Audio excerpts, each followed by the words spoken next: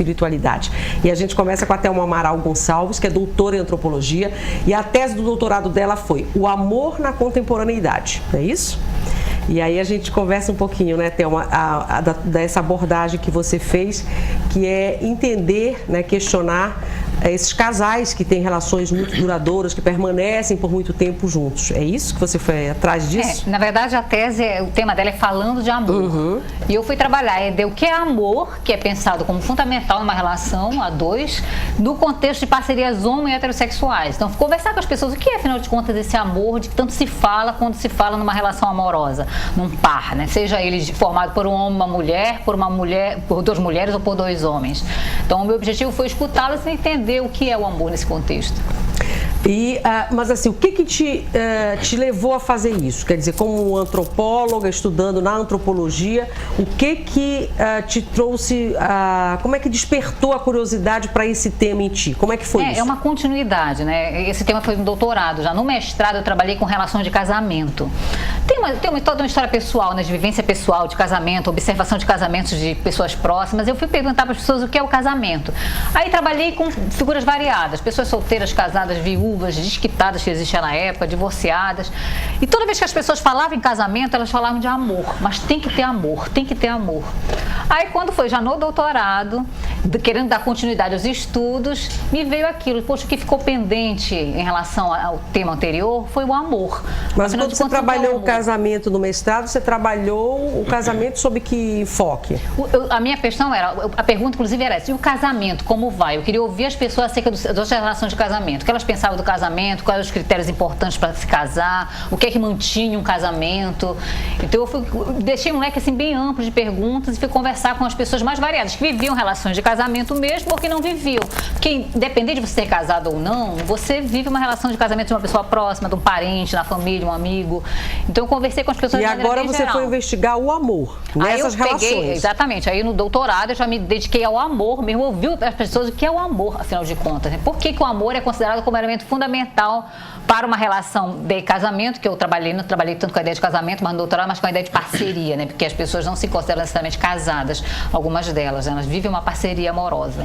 É curioso, né? Boa tarde, boa tarde. Eu estou morto de curiosidade para saber, afinal, doutora, o que é esse tal desse amor? Era esse que as pessoas tanto queriam saber, não é? né? Porque a gente ouve muito isso, né? O que é? O que a senhora conseguiu identificar? Bem, a questão que tu faz, a curiosidade também, de certo modo, as pessoas tinham essa curiosidade também, as pessoas que eu selecionei 10 parcerias do universo hétero e homo.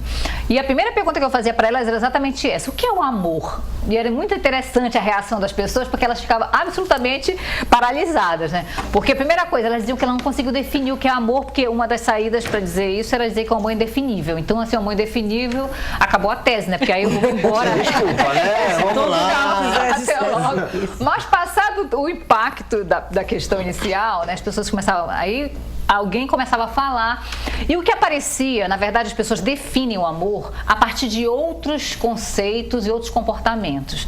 Elas não conseguem dizer o que é amor, mas elas dizem, amor é companheirismo, amor é respeito, amor é renúncia, amor é ceder.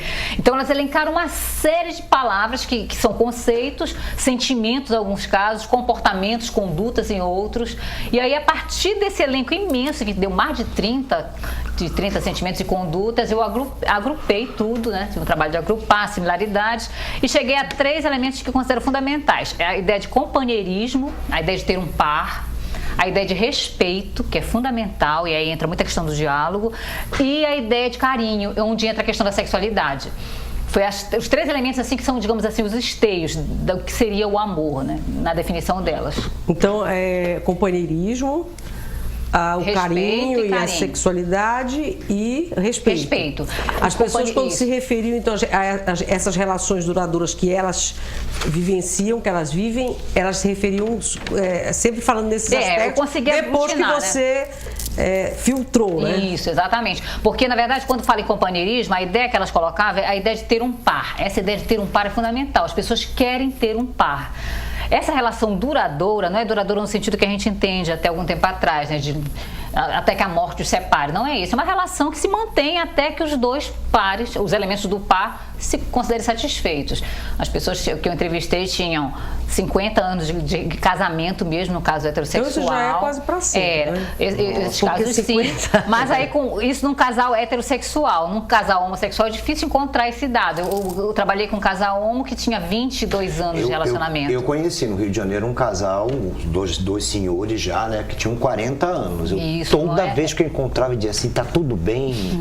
Porque 40 anos, eu vi a minha avó teve uma relação muito longa com meu avô, quer dizer, uma coisa que a gente não tem mais hábito de hoje em dia. Porque as relações de antes, né? Hoje em dia as coisas são bem mais rápidas. As estruturas são mais frágeis hoje, né?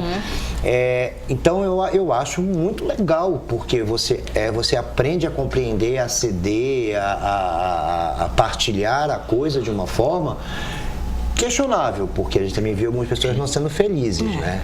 Se mantinham por outra razão. O amor em si, quer dizer, a relação em si, há muito já tinha sido superado por outras questões. É isso até que eu queria que a Thelma falasse um pouquinho, né, sobre essa questão também, né, de se manter. Por que a relação se mantém tanto tempo? Você já disse aqui que depois de você fazer essa... Como é que você diz? Eu agrupei, né? Esse agrupamento ficou... Quer dizer, que esses casais se mantêm por quê? Se sentem companheiros um do outro, tem essa parceria, há um respeito, né? E há a questão do carinho, da sexualidade. Quer dizer, o que mantém essas relações seria esse tripé, digamos assim, né? E, enfim, é o que a gente imagina quando pensa numa relação duradoura, né? Assim. Eu tenho... E as pessoas traduzem o amor dessa forma, né? Exatamente. Eu tenho muito também uma coisa comigo, que é a questão da cumplicidade, né? Essa coisa de que é uma coisa legal quando a relação já começa a ganhar uma certa maturação, é que você olha para a pessoa com um olhar, com uma passada de mão no cabelo, a outra criatura já sabe, opa, não é por aí, opa, é por ali. Eu acho isso muito bonito. Mas é raro, né? É raro. Essa palavra apareceu. Eu acho que eu agrupei no companheirismo. Apesar de ter umas pessoas que tem uma amiga que não suporta a palavra, ela de cúmplice, parece coisa de bandido, né? Mas tem pessoas que usam e tem pessoas que não usam. Mas eu agrupei no companheirismo. Essa ideia de que eu quero ter um par, eu quero ter uma pessoa do meu lado, eu quero alguém com quem partilhar a vida. E aí isso implica algumas coisas. Implica em ceder, implica em renunciar, implica em respeito. Porque isso é o que mantém, na verdade, hoje em dia. Essa ideia de reciprocidade. Porque se os casamentos, se a gente pensar os casamentos no modelo passado, que se mantinham por toda a vida até que a morte separe, as pessoas provavelmente, em muitos casos, elas eram felizes. Viveram relações muito felizes. A gente conhece exemplos disso. Mas em muitas situações as pessoas se odiavam, né? Mantinham uma relação apenas por uma questão de... Filhos, família, patrimônio, uma série de situações, né? Hoje, o que eu observei com esses casais é que a reciprocidade é fundamental. Tem que ter, na mesma medida, o dar e receber. Se não houver isso, o casamento se desfaz. Eu só dou na medida que você também me retribui da mesma maneira. Isso foi uma coisa que foi muito marcante para os entrevistados, né? Eles dizem que tem que ter, alimentar essa relação. Se isso para de acontecer, as relações se desfazem, porque não tem nada mais hoje que prenda como antigamente, né? As mulheres têm autonomia, trabalham, os homens também. Então, você não tem elementos de patrimônio, você divide as coisas, o casamento é consensual, você vai dividir os bens. Não tem mais tanto impedimento assim. Uma coisa que eu fiquei com curiosidade também, né? Nós estamos falando de universos de recortes de temporais muito distintos, né? Hoje, por exemplo, a tua área de pesquisa foi ampla, a questão de gênero, né? A questão homos, héteros, essa questão. A mulher, ela tem um outro perfil, ela tem um outro comportamento dentro dessa questão mais contemporânea, né? Ela hoje trabalha, ela procura a profissão dela, ela é mãe, mas ela também é empresária, ela é profissional, ela está na rua fazendo um trabalho material, às vezes o filho está na escola, então quer dizer, é um outro ritmo, né? E anteriormente, para o homem, socialmente, é sempre o homem que está à frente do circuito. E hoje em dia isso já não acontece mais. Dentro desse teu universo, obviamente eu imagino que tenha tido algum tipo de amostra desse tipo de situação, como é que tu sentiste como é que isso se apresentou? Quer dizer, como é que esse homem socialmente condicionado e posicionado também social em relação à posição do marido lidou com isso, lida com isso? Isso é um problema na relação? Isso foi por algum momento um problema nesse caso, na relação? Não sei se eu estou muito específico, mas é porque isso é um tema muito interessante e é uma realidade, né? Hoje em dia, aqui eu estou na mesa eu estou aqui rodeado com 1, 2, 3, 4, 5, 6, eu acho que tem mais 2 lá dentro, que são mulheres profissionais, têm sua vida, pais, são casadas, são bonitas, e se cuidam e tá. Mas isso é uma coisa muito diferente do que era anteriormente, né? O que foi que isso contou de alguma forma, doutora? Uma delimitação importante, eu trabalhei com camadas médias urbanas. Eu estou falando aqui de camadas médias, porque ainda tem essa demarcação que é importante fazer, né? Não só temporal, mas também de classe, né? Eu trabalhei com camadas médias, ouvi pessoas das camadas médias, todos os entrevistados são membros de camadas médias, médias altas, não trabalhei com as camadas populares, por exemplo. Mas e aí você vê muito... Aparece muito esse quadro, ambos trabalham, são autônomos, isso aparece realmente, né? Tem a relação de conflito, sim, nos casais mais jovens. É interessante, no universo heterossexual eu encontrei muito esse conflito, né? Alguns casais colocando assim a dificuldade que é ter que negociar. É uma palavra que aparecia muito, porque hoje em dia tem que haver uma negociação, não mais a imposição, né? O homem como chefe de família, né? Que hoje em dia você tem a mulher como chefe de família também, o homem impondo a sua vontade. E aí tem que haver negociação. E um dos conflitos de um dos pares que eu entrevistei era esse. Ela dizia, eu odeio ter que negociar, eu gostaria de resolver tudo sozinha, mas eu tenho que negociar porque eu tenho que ouvir o que ele pensa, ele tem que ouvir o que eu penso, e a partir daí nós temos que chegar a um consenso. E para ela isso é um incômodo muito grande, porque exatamente esse perfil de mulher, uma mulher autônoma, que trabalha, que tem uma vida acadêmica, um bom profissional, e ela tem dificuldade de lidar com esse espaço, né, de negociação que tem que ocorrer, porque senão a relação também não se mantém, né? Se não houver o diálogo, se não houver o respeito pelo outro, pelo espaço de cada um, não tem relação. As pessoas vão ficar insatisfeitas, e uma vez insatisfeitas, se o problema não se resolve, a separação é imediata. As pessoas buscam outros caminhos e começam todo o ciclo, porque isso que é interessante. Não quer dizer que você vai romper para não iniciar o ciclo. Você rompe e inicia um novo ciclo com uma outra pessoa. Para os homens eu percebi que é mais rápido isso, é mais imediato, e para as mulheres um pouco mais lento, mas de maneira geral as mulheres também buscam. Para iniciar outro ciclo para os homens é mais rápido, né? Eu observei isso conversando com as pessoas, observando a vida cotidiana mesmo, para os homens é mais rápido, eles buscam mais rapidamente. Não é claro que a gente vai falar de maneira geral, de maneira absolutista, né? Relativizando, mas é muito mais comum a gente encontrar um homem que logo inicia um outro relacionamento, às vezes passa a ter que morar junto com uma outra pessoa. Por que será? Você pode ir atrás no pós-doutorado, né, professor? Por que os homens... Não, tem uma hipótese que é muito...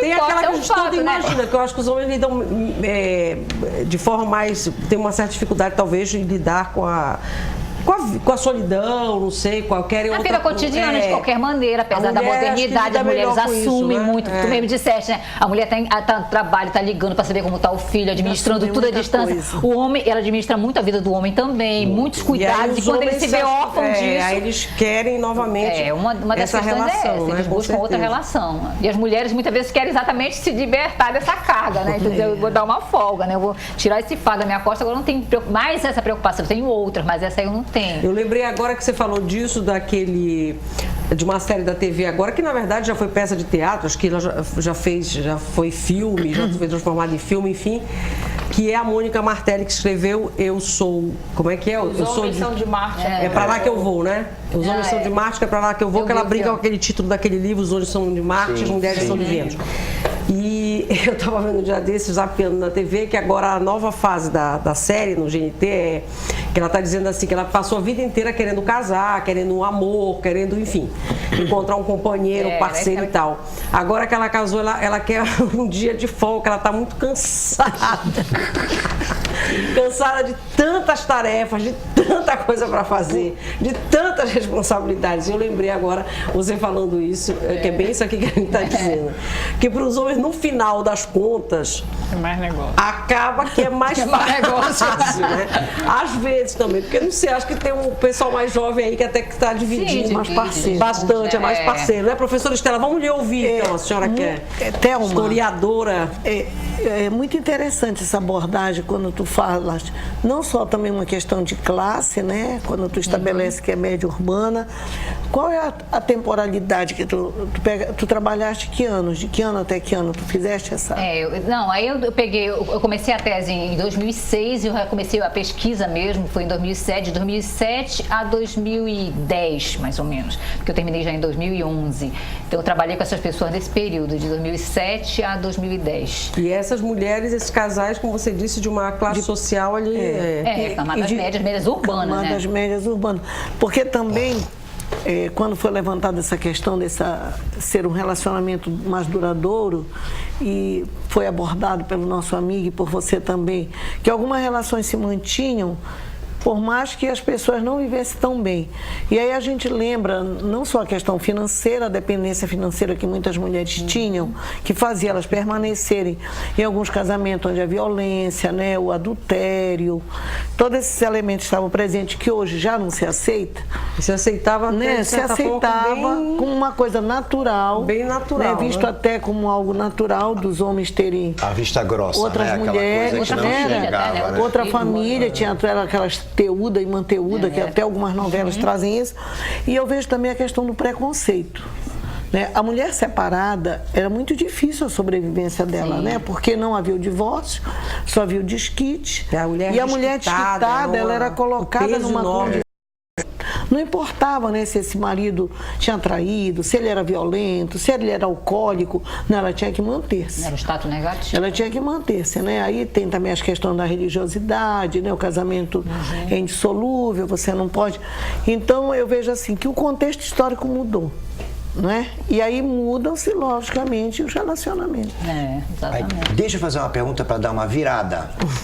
Olha! Porque é o seguinte, a gente está falando de relação e tal, mas o que acontece? Dentro da questão contemporânea, inclusive, a gente tem percebido, a gente tem ouvido falar, eu tenho tido a oportunidade de ler algumas coisas sobre isso, essa questão das pessoas terem muitas preocupações próprias. Nem todas estão a fim de compartilhar com outra pessoa, porque elas têm uma programação, porque elas têm um time, outra pessoa pode vir atrapalhar, eu vou me aborrecer, não sei o quê. Já ouvi bastante. A gente já começa a perceber isso aqui ou ali, né? Dentro desse universo que você visitou, aí talvez, não sei, teve alguém que fez algum comentário, ou você mesma, quanto profissional, por exemplo, imagina, não sei, a senhora é casada, não tenho certeza, sim, mas tem sua vida, deve ter sua família. Mas muitas vezes a senhora tem os seus objetivos, né? O que a senhora almeja, e às vezes fica um pouco difícil conciliar essas coisas, né?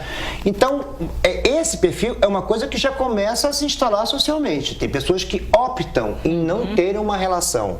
Como é que a senhora percebe isso? A senhora acha que isso... Também era meio impensável, pelo menos muito raro, há tempos atrás. Você dizer, não quero ninguém, quero ficar só. Não é verdade? Não se... Vai ficar pra titia, pra titio? Eu participei do evento, ela trabalhou no mestrado dela com solteiros, o casamento, a tese dela, no caso a dissertação que chama no mestrado, né, foi sobre solteiros, pessoas que optam por ficar solteiros e argumentam exatamente isso.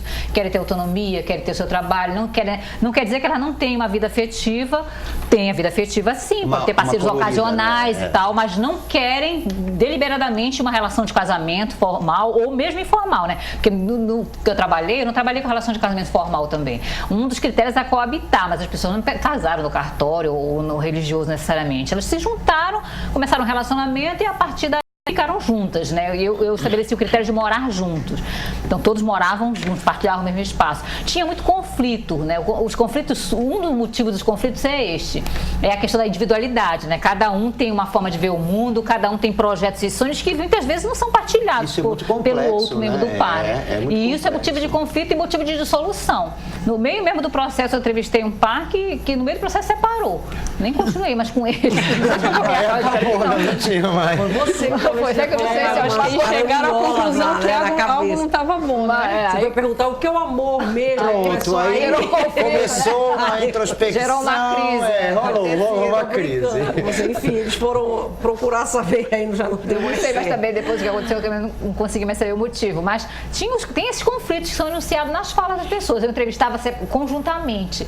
E aí a gente dava a observar o conflito, né? Porque eu não tinha oportunidade de fazer um trabalho de campo, de inserção na casa das pessoas, não tinha como fazer isso. Eu optei por trabalhar em conjunto, então eu sempre entrevistava conjuntamente. E aí eu tinha a possibilidade de ver a reação das pessoas, quando um falava uma coisa que o outro não gostava, a reação corporal, inclusive, a discordância, isso aqui você falou, mas eu não concordo com isso. Então os conflitos ficavam bem visíveis, né? As pessoas Você vivem esses não conflitos. conversou individualmente? Individualmente eu conversei só no final, numa última sessão que eu chamava, não chamava nem entrevista, chamava sessão, eu queria ouvir um pouco a trajetória amorosa daquela pessoa individualmente, né? Sem necessariamente com aquele par. Então eu fazia uma entrevista individual, mas era muito complicado, porque gerava uma expectativa no parceiro. Então eles ficavam muito preocupados com o que o outro ia falar. Claro. Como se agora eu não estou aqui, ele pode falar o que ele quiser, né? Agora ele vai contar aquilo que não deve. E como se eu pudesse, enquanto pesquisadora, revelar, que jamais eu poderia fazer isso, né? Mas na cabeça das pessoas isso não passa, né? Passa que ele pode contar algum segredo, né? Ele falou aquilo, e eles chegaram no CIAL. Eu lembro que eu cheguei na casa de um e disse assim, olha, eu já conversei com ele, viu? Ele vai me contar tudo que ele te falar, ele já disse pra mim. Porque, na verdade, ele tá mandando uma mensagem pro parceiro dele, dizendo, olha, não vai falar nada que não tenha sido uma coisa partilhada por nós, né?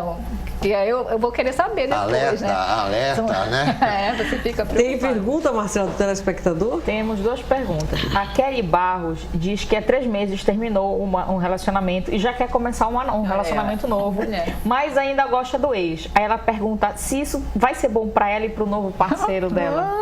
Deixa eu só explicar, gente, que a Thelma não é psicóloga, tá? A Thelma é antropóloga, psicóloga nem vidente. Mas, enfim, o que a gente pode dizer? O que você pode dizer? Olha, acabou de ver um caso exatamente contrário àquilo que a gente falou anteriormente, por isso que você não pode absolutizar, né? Dizer, é uma mulher que terminou um relacionamento, ainda está envolvida com o parceiro anterior, mas já está pensando em se envolver no outro relacionamento, né? Começar com uma outra pessoa, né? Aí não dá para responder, isso é muito pessoal, né? Cada um que tem que avaliar o que é que vai fazer bem para você ou não. Muitas vezes para algumas pessoas faz bem, né? Eu quero logo me desvincular do outro. Mas para outras pessoas não é, né? Você cria uma relação afetiva com uma pessoa, cria uma expectativa no outro também e depois vai dizer, olha, eu não quero não porque eu ainda tô ligada com aquela pessoa, né? Tem uma série de coisas para serem pensadas e muito bem pensadas, né? Mas eu acho melhor não procurar, mas eu não sou psicóloga também. Né? Zerar primeiro, né? Para não transferir nada. O que você acha, Galinha? Todo mundo dando conselho. Agora Alô, palpiteiro. Nós achamos melhor você procurar ficar mais calminha, menos ansiosa e dar um tempo para ver se você resolve, digere melhor essa história, né? Primeiro para não transferir nada, né, para outra relação. É a nossa opinião, mas enfim, é vida que segue aí, cada um que não sabe o que vai acontecer também, né? O que tem mais, Marcelo? Temos a pergunta do Fabrício Reis, eu também não sei se é muito dentro do tema, mas ele diz que ele está no Rio Grande do Sul e muitos lá perguntam a ele sobre a promiscuidade infanto-juvenil no Marajó. Aí ele pergunta, por que algumas áreas o amor leva a uma desestrutura social e banalização do sexo? Mas aí não é necessariamente amor aí, né? E aí já é muita coisa junta, né? Do que o Fabrício colocou aqui é muita... Abuso de crianças, né? Aí já entra abuso de criança, violência, banalização do sexo, que são temas importantíssimos e fundamentais, mas que não estão um pouquinho fora. E que precisa chama uma mesa. Não é bem... Não, e a gente discute isso aqui no Sem Censura sempre com temas aqui. Eu acho que também dá muita mídia, né? Em função das matérias que têm saído, né? Mas aí já é uma coisa mais complicada. E também é o que você foi atrás, né? Que é essa história de, afinal, o que é o amor para as pessoas? É porque tem isso, né? A gente definir o amor difícil, é complicado, né? E você foi atrás dessa pergunta, quer dizer, para essas pessoas que têm uma relação longa, o que é o amor para elas, né? Vai saber o que é o amor para cada um? É muito difícil, né? É como a felicidade, né? Eu não sou feliz, eu sou feliz, você é feliz, é um negócio que é tão íntimo, tão subjetivo, que é muito complicado. Agora tem um dado interessante, na contemporaneidade, o que eles falam? Amor é construção, isso foi uma coisa que aparece, né? Ou seja, a cada dia, na convivência diária, você vai construindo a relação amorosa. Isso então, aí é bacana, sabe por quê? Isso é uma coisa da contemporaneidade. É porque tem aquela coisa do mito do amor romântico, né? Que é assim, você olhou, se apaixonou, aí pronto, acabou. Mas ao mesmo tempo que eles dizem isso, que o amor é construção, eles também dizem que o amor está escrito nas estrelas. Então, é interessante essa dualidade, porque é um modelo que está muito forte ainda do amor romântico, né? Você não consegue se livrar dele, então você diz, tá escrito, eu olhei para ele, fiquei apaixonada, mas ao mesmo tempo que diz isso, você racionaliza, mas amor é construção, é só no dia a dia mesmo, é a planta que tem que ser regada, que tem que ser cuidada, porque se não for, murcha. Mas é fato na literatura, inclusive até em algumas novelas, alguns filmes, né? O que retrata aquela questão dos casamentos arranjados. Eu não preciso amá-lo, com o tempo eu vou aprender, entendeu? Quer dizer, Isso é um fato. Você vai, na verdade, consolidando a relação no dia a dia. Você vai ver o que você tem a capacidade de suportar, o que o seu companheiro ou companheira tem a capacidade de suportar. Você vai testando limites, né? O que flexiona ou não. Para muitas pessoas né? isso é o amor e para outras não é, né? Exatamente. O amor para outras pessoas, se você for perguntar, é aquela coisa arrebatada. É aquela coisa que tem um fundo de uma viola no... disparado, né? Rubores, suores. Vai matador. Enfim, é complexo, né? Tem mais alguma, Marcela, do telespectador? Por enquanto, não. Bem-vindo, ser humano, né? Isso que eu acho que é bonito. Cada pedacinho é diferente, né? A gente tem que parar e observar com muito cuidado, senão a gente perde. Agora, Thelma, daqui a uns 3 minutinhos eu vou chamar o intervalo, mas eu queria te perguntar mais uma coisa. Eu lendo aqui um pouquinho mais sobre a tua tese, você fala em algum momento aqui que algumas pessoas falaram de refinamento, né? Da relação. Eu queria que você explicasse um pouquinho isso também. Isso vai mais no campo da sexualidade, porque o que a gente observa é o seguinte, que a sexualidade, logo que a parceria inicia, é mais intensa, porque é natural, que você está conhecendo o outro, conhecendo o corpo do outro, então está muito empolgado, está muito ligado ao outro, né? Com o passar do tempo, o registro que eles dão é que a sexualidade, o exercício do sexo diminui. Digamos, um relacionamento de 40 anos de tempo já, né? Então diminui o tempo da incidência sexual, né? Você reduz bastante, mas as pessoas relataram assim, a gente não faz tanto sexo, mas o sexo pra gente hoje em dia é uma coisa mais refinada.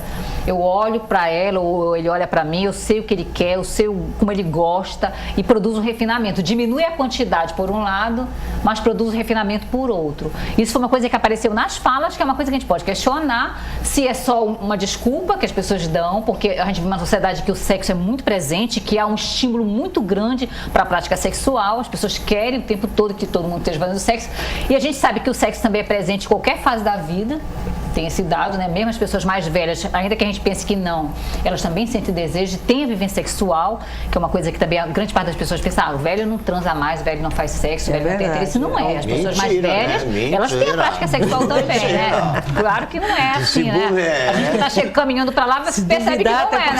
Se bobear, mas isso eu acho que é uma coisa curiosa. A forma de como... A gente percebe por nós mesmos, por exemplo, a forma de como eu olhava alguma coisa que me interessava quando eu tinha 20 anos, ela passou a ser diferente quando eu tive 30. E eu acho que isso é uma questão também de apurar, de refinar, né? Tudo vai ganhando uma proporção, uma condução diferenciada. É o que se espera também, né? Que é o que a vida que traga isso pra gente, sabedoria, né? E diante das é quase uma equação. Pouco tempo de relacionamento, a quantidade de sexo é maior. Mais tempo, quantidade menor. Mas a quantidade menor implica em refinamento. Então, é quase como uma equação matemática que se elaborou a partir daí, né? E no primeiro momento, quando tem uma quantidade maior, é a ideia de paixão, né? De estar completamente absorvido pelo outro. Mas as pessoas mantêm a questão da sexualidade muito presente. Thelma, só pra gente finalizar, eu brinquei agora há pouco dizendo que você podia, que era já um tema para o pós-doutorado, a gente falando aqui, eu falei que você podia... O que foi que eu disse? Já nem era lembro. A questão do amor... Por que o homem se Isso, o homem rapidamente... É verdade, essa diferença de gênero. Isso. Mas você já está pensando mesmo no pós-doutorado, já que esse é um tema que você já traz ele do mestrado, agora no doutorado, você já está pensando nisso ou não? Não, eu penso em continuar nessa linha, porque eu acho que é um tema que eu acho que precisa ser discutido, porque a questão das relações amorosas na academia, elas não são discutidas. Na universidade, o tema do amor na academia, ele é pouco prezado, porque você pensa assim, é um tema do cotidiano, da vivência, já todo mundo sabe, todo mundo ama, todo mundo desama, né? Então, tem que estudar. É o contrário, né? Por ser um tema corriqueiro, debruçar sobre ele, para tentar entendê-lo melhor. Né? Não. Pouco a gente conversa. Tem essa oportunidade de sentar, de discutir, ou então grupos de amigos, as pessoas tiram uma brincadeira, fazem uma piadinha, mas sentar para discutir, para conversar. Mas mais seriamente eu não tenho muita oportunidade de participar deste grupo, inclusive. Acho que existe esse grupo. Não existe. Marcela, agora a gente vai finalizar mesmo com essa sua resposta para essa pergunta. Na verdade, é um comentário do professor Paraguaçu Elleres. Ele diz: a vida me ensinou que é camaradagem, respeito e desejo. E humor, que o resto vencedor. Sabe de olho. Terminou bom bem. humor é fundamental, hein, para essas relações duradouras, eu acho também, né? É fundamental, porque né? senão não dá no dia a dia tem que ter um bom humor, né? Um ogro diariamente não dá, né? Thelma, é isso então. Te agradeço por ter vindo mais uma vez. Você de vez em quando vem aqui com a gente. Dia dos Namorados, a Thelma vem, né? A Thelma falar um pouquinho sobre isso, esse tema, que as pessoas no fundo gostam de falar. A gente gosta de falar sobre isso, apesar de que é pouco falado. É pouco estudado, mas falado, conversado. Ou se fala muito superficialmente, como disse o Galinho, né? Te agradeço. Você vai ficar com a gente ainda. Tem muita coisa boa aí.